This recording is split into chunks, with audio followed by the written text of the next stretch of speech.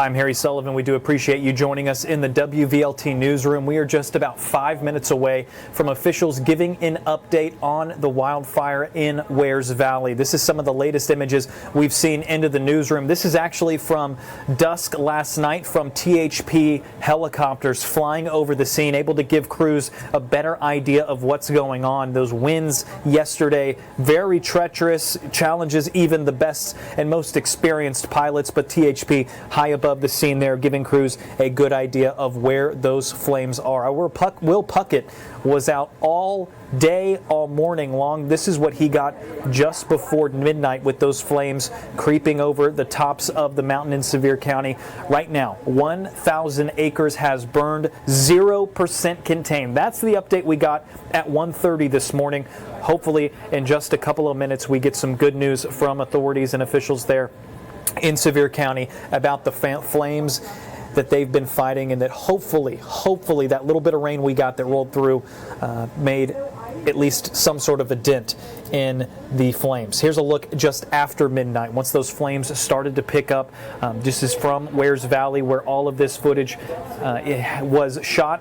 If you're looking to donate anything, there are fire stations in Sevier County. Fire station number 1, just off Dolly Parton Parkway, is where our Abacosaurus has been all morning long. They are accepting those donations. There's also numerous evacuation centers right now, like the Pigeon Forge Community Center, where you can go there.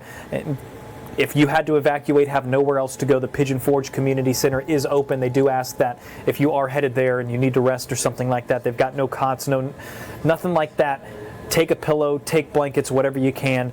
If you need to get somewhere, you can go to the Pigeon Forge Community Center. I do want to give you a look at the latest update of what we have in terms of that evacuation zone, as it's just slowly crept larger and larger and larger. This entire pink area highlighted. Here's where the Pigeon Forge Community Center is, but this entire area is where those evacuations are as it starts to creep closer here to 411. Other places that you can evacuate if you need to: Seymour Heights Christian Church, as well as the Sevierville Convention Center. The Gatlinburg Convention Center was open earlier this morning after about an acre-and-a-half brush fire started in Gatlinburg. They were able to get that under control before we even came on the air at 4:30 this morning. But this fire continues to rage overnight. Of note, in Anderson County, the Andersonville fire has been contained. We had a few hot spots there. Both of those, one of them is 100% contained. The other one, at last check, about 80 to 90% contained. So officials have been able to do a good job there and get those fires out. Those fire crews coming from all over the region. Here's footage that our Sarah Callahan, our executive producer, got early this morning. Crews coming in from Chattanooga, all the way from down there, to help fight these flames. The U.S. Forestry Service, numerous other organizations out fighting these fires. So it's been pretty treacherous throughout the night as these have crept closer and closer to homes. Another point on that last update we had at 1:30 this morning, 35 structures completely burned, lost to the flames. So we will hopefully it's no more than that, but obviously we will certainly be getting that update shortly. Here's some of the views we saw yesterday of cabins on fire, people evacuating. One of the things we've heard from a lot of folks so far is, you know what? We learned a lot from 2016 and the Gatlinburg wildfires. People heeding the warnings. When they were told to evacuate, people got out. They said 2016, you had tourists, you had other people almost loitering on the mountain, trying to get a look, seeing what's going on, when really everyone needed to get off the mountain and crews needed to get up. That has been a big plus that has happened. Mayor Larry Waters of Pigeon Forge said that we've learned a lot over the past couple of years since 2016. You see here some of those helicopters fighting those fires in the mountains.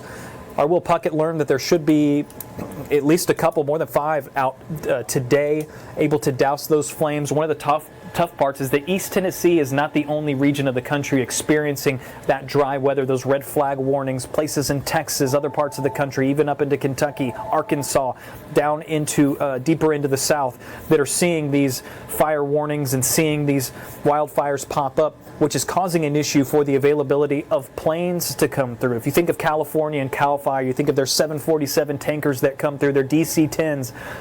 getting those out to other parts of the country is tough, especially when you have so many areas like this happening, not just in East Tennessee. So their goal was to try to get some of those airplanes, those fixed-wing aircraft, to come in today to help fight these fires.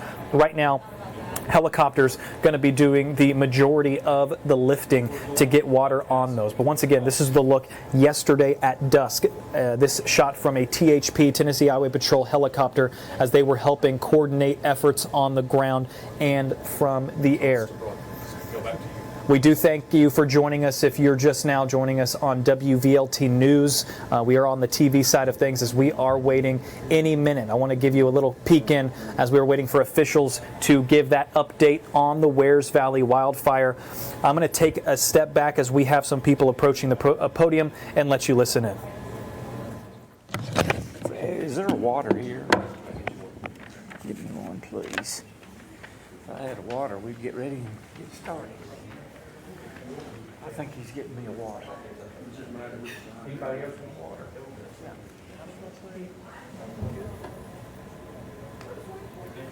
Mayor Larry Waters there getting ready to come up here as we expect this update. Once again, just to remind you, 1,000 acres, 0% contained, 35 structures destroyed in this fire. That the update we got at 1:30 this morning. That was the last official update we've had. We've had a few hot spots, few other wildfires pop up in the area since 1:30 this morning. Gatlinburg had a few flames. They were able to get those out. That has since been put out. Same story in Anderson County, the Andersonville fire, 100% contained. But this, what authorities are calling the Hatcher Mountain Road Indigo Lane fire, is what we are waiting to get that update on, where firefighters have been through the night. Our Will Puckett was out live this morning as firefighters were taking breaks and coming back covered in soot, black faces, black hands from all of that smoke and ash, and really trying to just save as many structures as they could.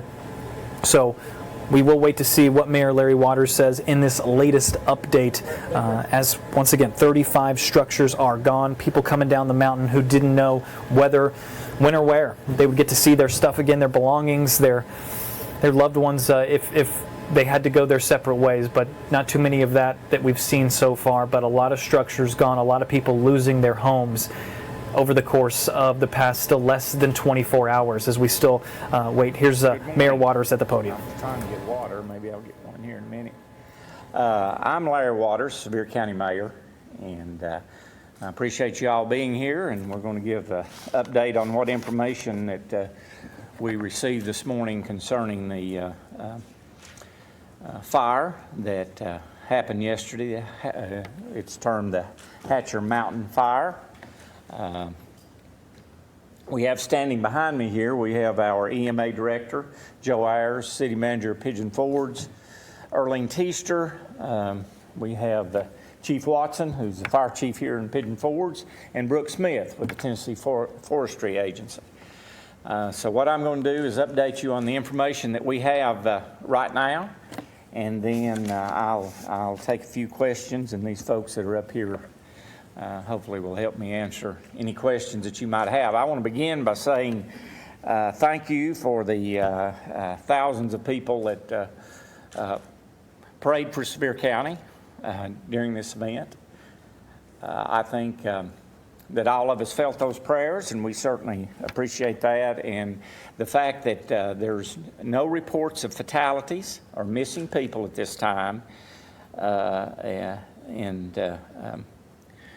I think is answered prayers. So I want to begin with that. Second, I want to say thank you especially to our emergency personnel, our firefighters, our police, our highway patrol, the Tennessee Forestry, TEMA. There's just so many. I don't want to name them all, but what a great team we had here in Sevier County. This fire could have been much more devastating had we not had this team in place. They were able to, even with the winds and the low humidity, they were able to stay ahead of it as much as possible. And I appreciate their professionalism. I appreciate the work that they did yesterday, because it certainly helped us mitigate what turned out to be a devastating fire. Now, in talking about the fire, around 11 a.m. yesterday is when we were notified of a fire on Hatcher Mountain in Wears Valley area of Sevier County. And we immediately began deploying personnel to that fire, and throughout the day and the night, we continued to have fire personnel pour into the county from all over the state, and in fact, personnel from the region. We had federal fire teams, state fire teams, as well as firefighters from all over the state, and particularly our area, where we had all of our volunteer fire departments were activated, all of our city fire departments, and they were activated, and they were there throughout the night fighting this fire. As of right now, the information I have is the fire is only 5% contained, but we do have firefighters on the ground working as we speak to contain more of this fire. The Hatcher Mountain Fire, as we call it, affected over 3,700 acres here in Sevier County. Now that doesn't include what happened in Gatlinburg. There were some fires in the Gatlinburg area. We also had some spot fires throughout the county, as well as we had some fires in the DuPont, Dripping Springs area of our county. But the 3,700 just includes the Hatcher Mountain Fire. I don't have the information to tell you how much acreage was involved in the other part of the fire. Right now, the cause of that fire is undetermined. We haven't been able to investigate that yet, but we will be doing that in the future. We have 5 vehicles, firefighting vehicles, that were damaged. 4 were from county agencies. 1 was from a state agency.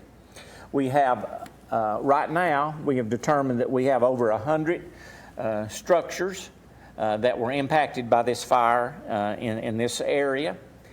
And the evacuations continue to be in place because we are, our personnel is out there continuing to fight this fire, and we need folks to continue to observe the evacuation until we get it completely under control, and then hopefully soon they can return to their homes. And because we have many first responders that are still in our area. And I know folks want to go home. We all are like that, and we're going to work as diligently and as fast as we can so that our folks can go home and check on their property. And I would urge folks that prayed for us last night to continue that, especially praying for folks who potentially lost homes and lost property in this devastating fire. We did have some fire, as I said, in the Seymour and Gatlinburg area. We think they were separate from this Hatcher Mountain fire, and they were due mainly to the high winds that we had in the area last night. Many of you were familiar with our devastating fire we had in 2016 in the Gatlinburg and Sevier County area around Gatlinburg, and we had a similar weather event this time to that with the low humidity and the high winds and the rains not coming in for a while. So that is certainly a weather event that I had hoped we would not see again in Sevier County, but unfortunately we saw it last night. We had over 70 agencies across the federal, state, and local area that came in and fought fires all through the night. So without that kind of response, and they came in all day long, we kept asking for additional personnel from all over the state, including state agencies and local fire departments, and they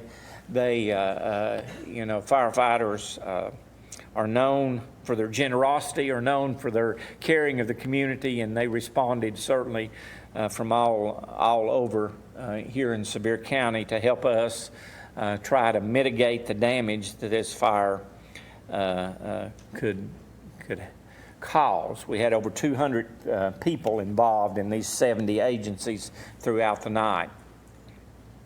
Code red and I-pause warnings were sent out throughout the day and overnight to the areas that were threatened by the fire across the county.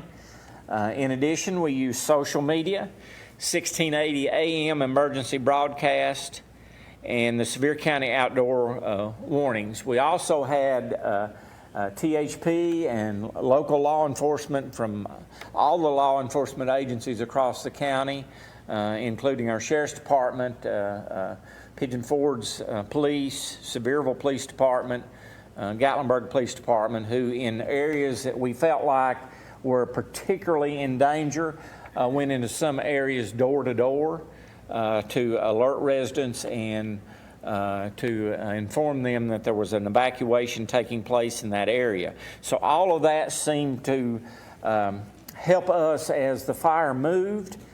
We were able to rely on the Forestry Service and other entities to help us identify areas that we thought were going to be impacted next.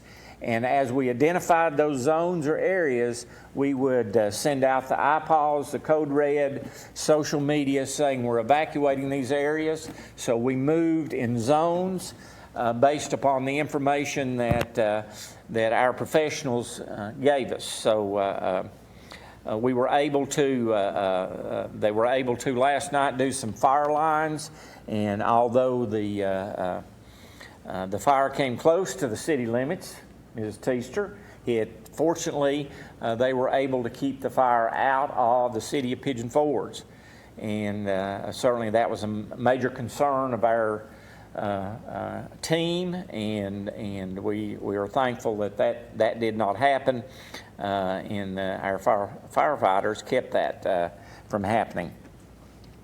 The Tennessee Department of Forestry is located at Valley View Baptist Church, which is 2219 Little Cove Road, and they're willing to escort the media for any video and pictures that you might want of actual damage that have happened up there, and they're willing to coordinate that with you because I know you're very interested in that.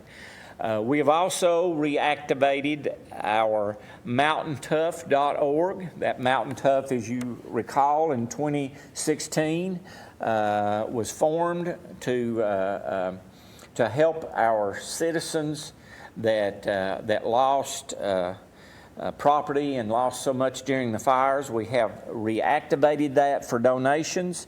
We appreciate everyone's concerns, and we're going to have more information on that later on today, how folks, if they want to send some assistance to us where they can do that. We're going to have some staging areas where we'll be able to receive that any kind of donations that we have.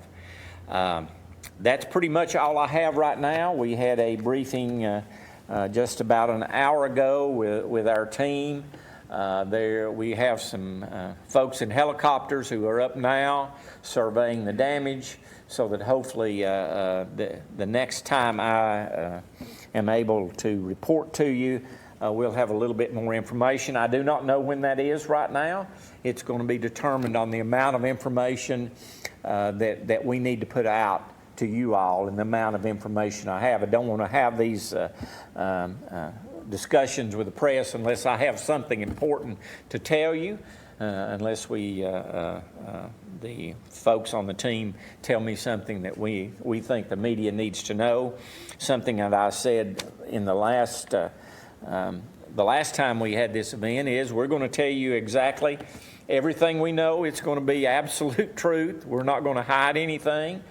Because I said if you hide something, it usually comes back to bite you in the end. So we're going to tell you exactly the information that we have, and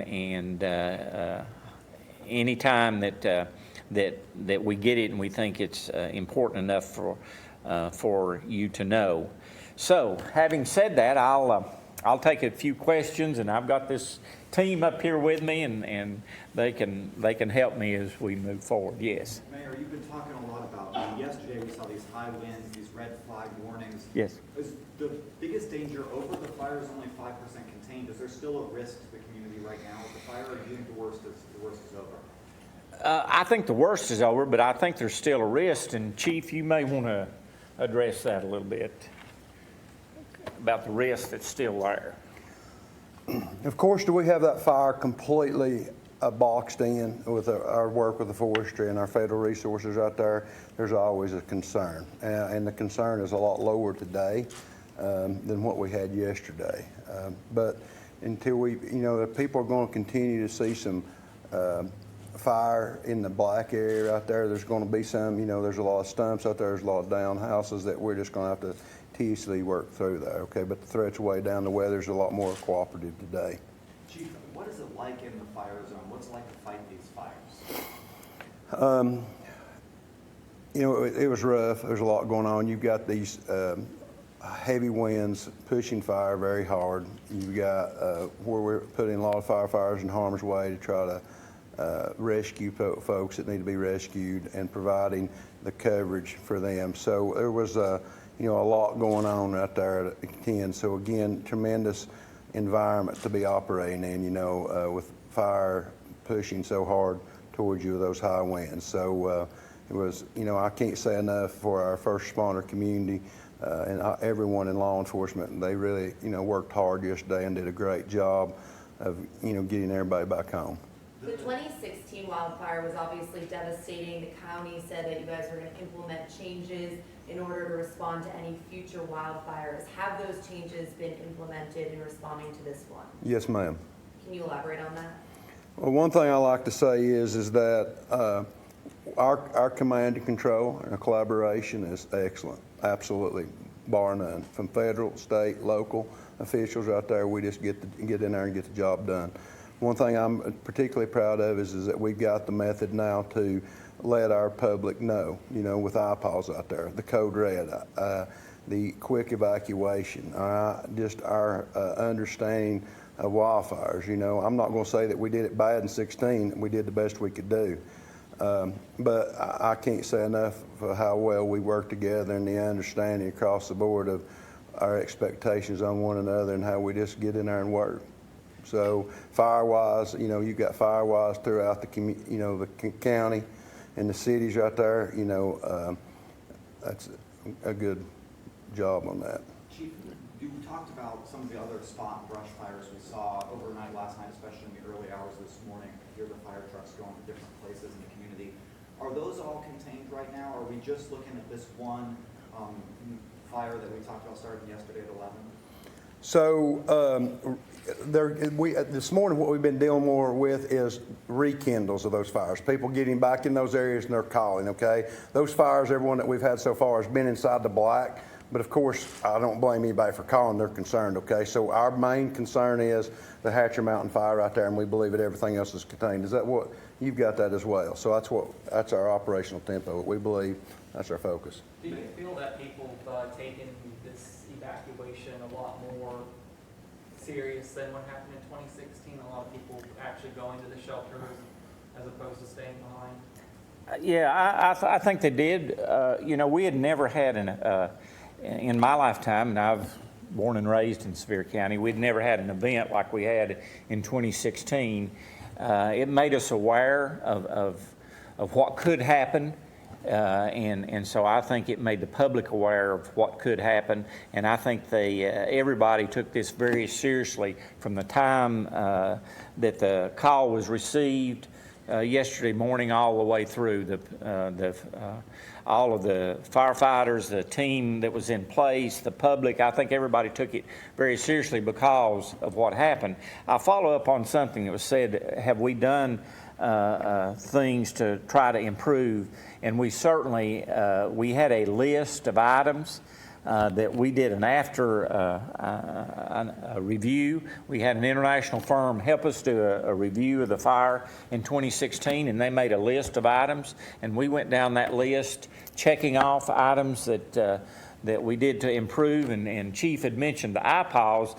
If you remember in 2016, we had to contact Nashville to get the IPAWs sent out, and what happened was that our cell towers were in areas and caught on fire and went down, and we lost communication.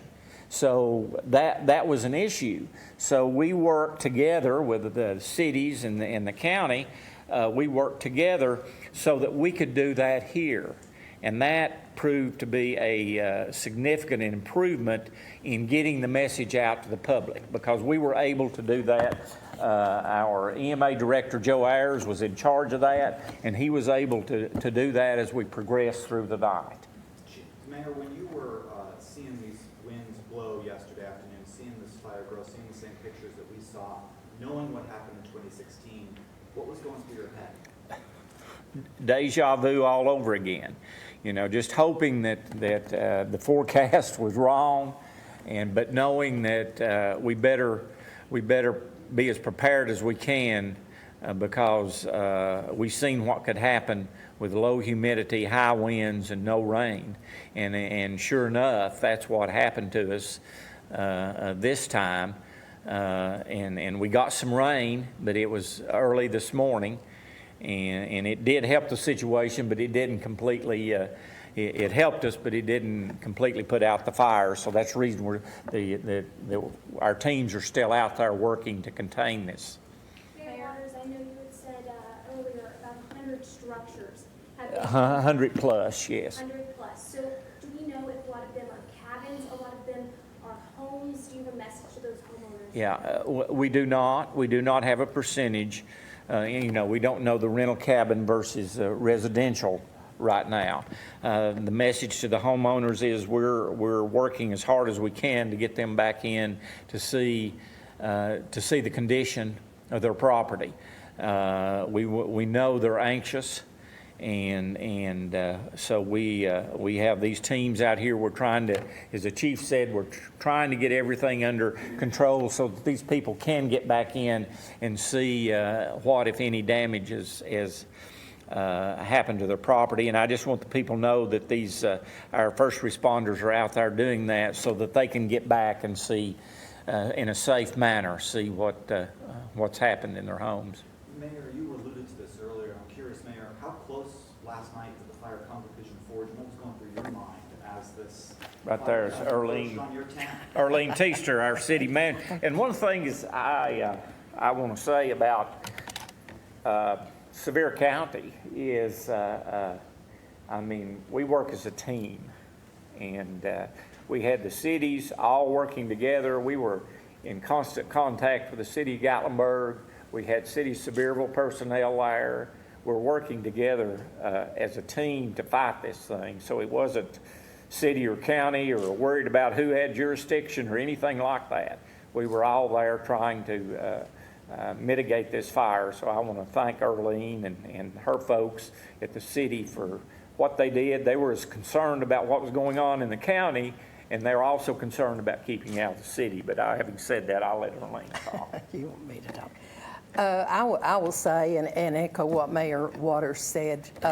Beginning at about 11 a.m. yesterday morning, we were together all day and all night, and our communications were directed to each other and all of our people that were working. So it was just an awesome experience to work with everybody and see how supportive everybody was of each other. And that's what we do here in Pigeon Forge in Sevier County. And overnight, when the fire was, winds were blowing this direction, what was going through your head as you watched it come close to city limits? Well, it did come close to the city limits, and I was kind of like Mayor Waters. I was just thinking about and remembering 2016, and you can't help but do that, and hoping and praying, as everybody else was, that it did not cross over. And I will have to give credit to the folks that were on the ground. They kept that from happening. They worked and did a terrific job. Mayor, you said thankfully there have been no fatalities. Do you have any information on potential injuries? Yeah, we had one civilian that was flown to UT yesterday. He was working, I believe, on a bulldozer in an area up there, and the fire overcame him. So we had one, and I don't have a report on his condition today. I don't know. Do what? We do not have an update, but he was flown out by Lifestar yesterday to UT. We had two firefighters that suffered minor injuries and that were treated at the scene. Unfortunately, that's all the information we have. We don't think there's any more injuries other than. Those two firefighters that were injured, were they involved with the firefighting vehicles that happened to be damaged? Or was it a close call right there? No? Okay. They were. Go ahead, Chief. So the entrapment came up on Hatcher Mountain up there. They were up there trying to protect Von Bryan Inn, and they were making one heck of a stand. The road got blocked, and they had to abandon their vehicles and go back into the black to see as the fire blew over the top of them. So, you know, that was a very trying time for us running that fire command to work through that, but hopefully they're all right. So you were listening on the radio as they said, we got to get out of our trucks and go back to what's already been burned. To Yes. try to stay out of the way of the fire. Yes. What was going through your head when you heard that the call come in? We always say in fire service that we'll risk a lot to save a lot. And you worry about having to face their family if they don't get to go home. And that's what went through our head, and they were able to find refuge as that fire went past them. And so that was our thoughts. So, can I ask about firefighting techniques for something like this? And this may be a question for you, sort of with the forestry. We talked about backfires a little bit yesterday. What are some in fire lines? Can you help us understand a little bit about how fighting a forest fire or wildfire works? What kind of techniques you use? Generally, wildfire in this area moves across the leaf litter on the ground. So Tennessee Division of Forestry, we operate by managing the fuels. So we'll put dozer lines in where we can, and if the conditions are unfavorable, we'll put hand lines in. So we'll dig down to the bare mineral soil with a dozer or a hand tool, and we put a fire break in. Other than that, some operations that we were doing was structure protection around the structures up in there. But of course, you know, if we had fire coming towards us, we communicate and we pull back to safety zones as needed. And this may be a question for you, Mayor. Do you know, in this evacuation area, about how many people are evacuated or how many homes might be covered under? We think last night, and don't hold me to this exact number, we think about 11,000 homes were involved in the evacuation. But that's throughout the day, beginning at the 11 a.m. when it was started until this morning. So we think that's a number of homes that were evacuated. 11,000? 11,000. 11,000 homes, yes. Chief, I have a question for you. Would you explain how exactly you measure containment of a fire and how that impacts whether or not it can further spread? He's really the expert on that right there, but until we've got a box around it, we're not going to call it contained, okay? And that means down to mineral soil all the way around it or burnt material. And so, and you may have something to add to that. Generally, forestry will not report an area contained unless we have very good assurance that that line will hold. If the hand line or the dozer line, we think it will not hold, either the wind conditions will switch or the terrain does not, cooperate with us, or you have fuel models on the lower side, the upper side, there's a lot of variables. But if we start issuing containment numbers and we don't think it'll hold, and then it doesn't hold, that's not professional, and it muddles the communication and the understanding between the community and the fire services that are trying to communicate what the status of the fire is. So generally, we will not put containment unless we are assured that it is going to hold at that location. So today, I would imagine we will have containment going up because firefighters are able to get in there. We don't have the high winds that are pushing the fire to where it's just unsafe to have people close to the fire fighting the fire. Why was the Gatlinburg fire able to be contained so much more quickly? The Gatlinburg fire, it was contained because of the wind events. Well, it was pushed by the wind event, and then the rain that came through, it calmed it down, and we did not have winds following that event. So the humidity was raised, the fuel moisture was raised, the fire level just died across the leaf litter. We did have hot spots, standing dead trees, jackpots of fuel loadings where you have a big clutter of heavy debris. Those things have to be mitigated, but once you have precipitation go through, generally the fire sits down, doesn't move a whole lot, and we start working around it, getting lines around it. It's just under high wind conditions, you can't put human beings in front of those. That we can't handle the heat. So, you're welcome. Not to pick on everybody here, but we talked some about the iPause system and some of the notifications that many of us in the area got. From your perspective, how did that notification system work? I know that's something that's new since 2016. Did it go as planned? I would like to say it did.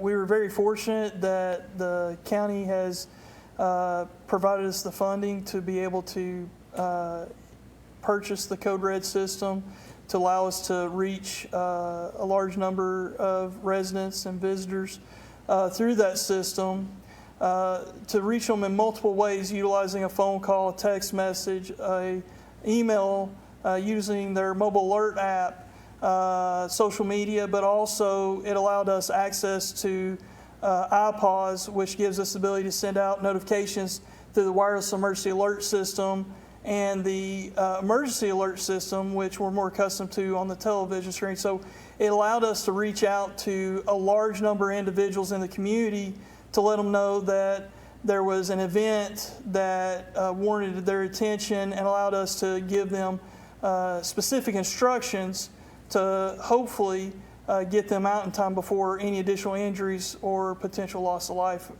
in those events. So I believe that it worked well. We were able to get the messages out relatively quickly when the incident commander requested it in the multiple areas as this fire progressed across the county. Mayor, you mentioned this, the reactivation of this website. So many folks are watching this press conference that love Pigeon Forge, love Sevier County. How can folks who are not necessarily impacted directly help the people here?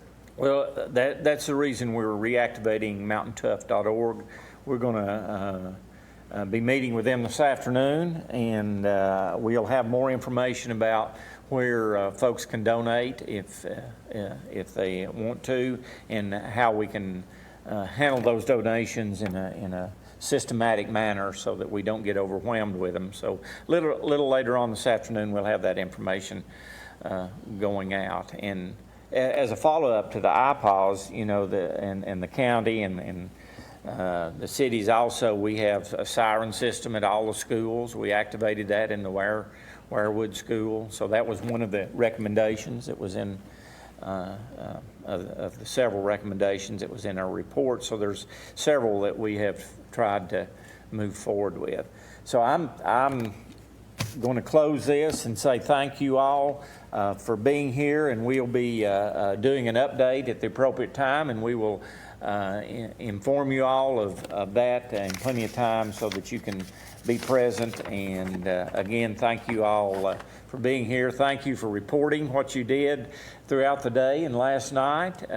It was help to our citizens, all of you. I know people watching TV heard the updates and reports, and it was important. It was an important part of our evacuation strategy, and to allow the media to be well informed about what was going on. So thank you all for being here, and we'll keep you updated. Thank you. That's Sevier County Mayor Larry Waters speaking, giving an update on the Wares Valley wildfire. We will continue our coverage streaming on the WVLT News app and on social media. We do thank you if you've been joining us over on WVLT News on TV, but we'll continue through our social media, different platforms, to give you an update. And if you are sticking with us here on our streaming apps, one of the most remarkable things that we heard from Mayor Waters was 5% contained right now. It was 0% at 1:30 this morning. It is now 5% contained, stretching very wide. 3,700 acres burned. It was 1,000 acres at 1:30 this morning. Cause still undetermined. More than 70 agencies, more than 200 people responding through the night. That's federal, that is state, that is local agencies, all being called in. More than 100 structures have been impacted. That last number we saw was 35. It now stands at over 100. 5 firefighting vehicles were damaged. 4 to the county, 1 to the state. We also heard about 2 firefighters who were injured. They were treated on the scene. So that is some good news there, that they are okay this morning as far as the mayor and the fire chief had expressed there. But they talked about being on the side of that fire line, having to leave, having to abandon those trucks. Our Kyle Granger had some great videos and photos of burned out fire trucks up on the mountain as those flames caved over. And that's kind of what the Forest Service was talking about when they said, hey, here's why we weren't able to get any containment on it yesterday. When you have those high winds, those red flag warnings, humans can't handle that type of heat with everything going, and in a blink of an eye, those flames can jump no matter where you are. Today, a little bit different story. The winds still high, not red flag warning like we saw yesterday. They do imagine that the containment percentage will continue to rise as we move throughout the day. Rain overnight helped, didn't solve anything, didn't hurt anything. That's the good part. So that rain definitely helping mat down those flames at least a little bit so we can get crews in on the other side of it, create those fire lines. They said they will not call it 100% contained until they can guarantee that it is fully contained. 5% contained is what we are hearing so far. We did hear the mayor talk about mountaintough.org. Here's a look at it on your screen right now. We're just checking in on Mountain Tough. No information right now in terms of how you can donate, things like that. We have heard that station number 1 off Dolly Parton Parkway, the fire department there, they are accepting physical donations. If you've got Gatorade, water, anything like that that can help the firefighters and all of these crews. Remember, more than 200 people responding to this from all across the country really coming in to help fight these fires. So Mountain Tough reactivated, says the mayor, from 2016. You'll be able to donate and give your time and things right there online. So we'll have that for you on the WVLT News app, so it'll be handy for you when you need to. Seymour, Gatlinburg fires separate, completely separate from this. Those caused by the high winds, down power lines. The mayor saying not 100% sure what caused these fires yet, but the call did come in at 11 o'clock yesterday. So we are just about at the 24-hour mark of this. More than 100 homes, at least structures impacted. As far as those who had to be evacuated, taking a look at the Sevier County fire evacuation map, you can see now over 11,000 homes needing to be evacuated throughout this entire area. He did say they think the worst of it is over, but obviously this is still ongoing. There's no, as far as those high winds we saw, they think that with that spreading so fast, and especially this morning going from 1 a.m. with 1,000 acres to now seeing 3,700 acres burned, at least the size of it, he does think that will slow, the rain helping a little bit, and they can try to get around it, get those lines done, and increase that containment number, that containment line, currently at 5% right now. So mountaintough.org, we told you about that. Those evacuations do continue, which is a reminder for me to tell you here. Pigeon Forge Community Center, that is open if you need to head there. If you are in this area, if you are outside of it, if you're thinking, do I need to evacuate or not, I don't have anywhere to go, here are some places for you. The Pigeon Forge Convention Center, Sevierville Convention Center, as well as the Seymour Heights Christian Church. So a lot of places that you can go if you need to. King's Academy in Seymour, also operating as a shelter, taking folks in, and I'm sure there's well more than the ones I've just told you, but at least in terms of what the government is advertising, if you will, these 3 locations right now are open. Gatlinburg was evacuated earlier this morning. Nothing to worry about now as those fires are out, but the scene that we've seen over the last 24 hours, certainly terrifying for a lot of people. We heard both mayors there talk about their flashbacks to 2016. They said, how can you not think about that with the conditions being very close to what we saw a few years ago with the Gatlinburg fire, and looking at some of these homes that are burning down, over 100 structures impacted so far. We do have our crews out. Will Puckett has been out all morning long. Kyle Granger, of course, our Sevier County Bureau Chief. No one knows this area like he does. He's been out there talking to folks on the ground. He's going to be giving us an update coming up, especially in our noon hour. as to what we can expect from here, as to any updates even in the next couple of hours. We've been looking at the radars in terms of the flight radars, in terms of helicopters coming in and out. Our Will Puckett said one of the things is, man, would a tanker be nice, right? You think of CAL FIRE and all the things they deal with out there, the 747s, the DC-10s, those massive tankers that can come in, drop that fire retardant or water over the flames. There's a lot going on across the country right now in terms of these wildfires, even in our area in the southeastern part of the United States. So those aircraft are limited. Those fixed-wing aircraft are limited in terms of where they can get. If they could get one, maybe it's one pass, two if you're lucky, right? Helicopters right now carrying the burden of that load. We had numerous out there yesterday. This was an incredible footage from THP and their helicopter. Obviously not dropping any water from here, but more as running as the front person, taking a look, coordinating with officials on the ground to say, hey, we need to get here. It's spread on this side of the mountain, so on and so forth. So that's one of the things we've seen from local agencies and state agencies and federal agencies coming in, bringing everything together. Mayor Waters also said everything was much more neat, more tidy this time around in terms of that line of communication. Obviously, numerous upgrades have happened since 2016, including alert systems that get sent out. But just in terms of agency to agency communication, everything much clearer this time around. And really, when you have agencies like this, Chattanooga Fire Department making their way into making their way into Sevier County to help out. So over 70 agencies from all over the country, a lot of them from the East Tennessee region, making their way here. More than 200 people helping fight these fires, responding through the night in shifts.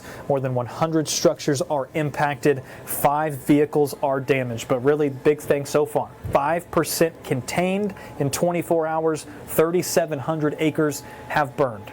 So we will continue to keep monitoring this situation. We'll hear more from our live reporters on the ground coming up on WVLT News at noon, just over about an hour and 20 minutes away. But we are approaching the 24-hour mark from when this fire was first reported, according to Mayor Waters. The Hatcher Mountain Road Indigo Lane fire is what it is officially being called. 0% contained as of 1:30 this morning. That has been moved to 5%. Here is that evacuation zone one more time. Another point of reminder, if you have a drone, a lot of people do these days, one of the things officials are pleading is, of course, stay away from the area. If you are a citizen or someone or a visitor traveling through, no loitering around in this area. Get out if you can, because crews still need to get in. But if you have a drone, do not fly it in this area. Their exact words, when you fly, we can't fly. They've got those helicopters coming in, the possibility of airplanes coming in, even their own drones now that the winds are calming just a little bit, to get up and get better views. And if they're having to fight other people with recreational drones, that's an issue. So if you're flying, they can't fly, is the message from these officials all across the area who are here in East Tennessee fighting this forest fire. We certainly appreciate you joining us, listening to Mayor Waters. We will have much more coming up on WVLT News at noon. 5% contained, 3,700 acres burned, no deaths, no reports of anyone missing. That is the good news so far here at 10:43 in the morning. We'll see you on WVLT News at noon. Make sure you have the WVLT News app. We'll be able to send any of these updates directly to your phone as soon as we go live. Any breaking news we have, you'll have it first. We thank you for joining us. I'm Harry Sullivan in the WVLT Newsroom. We'll see you at noon.